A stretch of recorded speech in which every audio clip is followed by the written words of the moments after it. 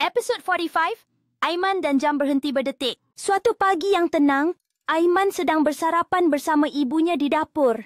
Di dinding, jam lama peninggalan datuk berdetik seperti biasa.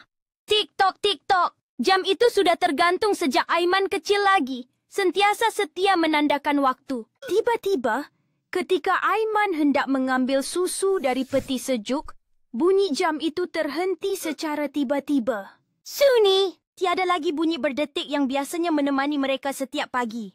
Aiman bersuara, "Ibu, jam tu berhenti." Ibunya tersenyum dan berkata, "Mungkin baterinya habis." Dia menambah, "Nanti ayah akan betulkan." Tapi Aiman rasa sesuatu yang berbeza dalam hatinya, seolah-olah jam itu menyimpan rahsia. Selepas pulang dari sekolah, Aiman perlahan-lahan mengangkat jam itu dari tempatnya. Jam kayu berbingkai emas itu berat, dan di belakangnya terdapat ukiran kecil tertulis, "Masa hanya berhenti bila hati lupa bersyukur."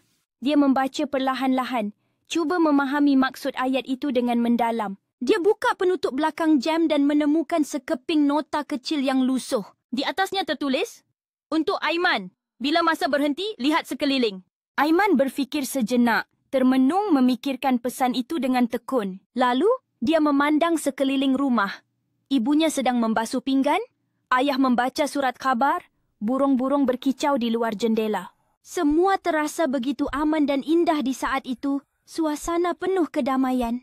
Dia menyedari, jam itu mungkin berhenti, bukan kerana rosak, tetapi untuk mengingatkannya supaya menghargai masa sekarang.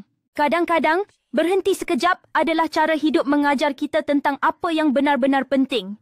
Dengan senyuman kecil, dia menggantung semula jam itu di tempat biasa. Malam itu, sebelum tidur, Aiman memandang jam itu sekali lagi.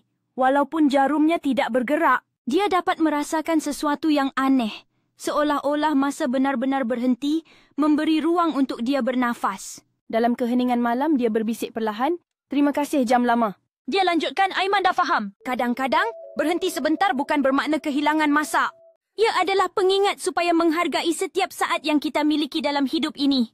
Keesokan harinya, ayah menaiki tangga untuk menukar bateri jam itu. Bila jam kembali berdetik, Aiman tersenyum puas dan lega. Bunyi tik-tok kini terasa lebih indah daripada sebelumnya. Ia bukan sekadar bunyi masa bergerak, tetapi irama kehidupan yang terus berjalan dengan penuh makna. Aiman belajar bahawa masa adalah anugerah paling berharga dalam kehidupan manusia. Kadangkala, apabila terasa seperti berhenti, itu peluang untuk kita sedar apa yang sebenarnya penting. Keheningan jam itu adalah peringatan lembut agar tidak memandang remeh setiap detik yang berlalu.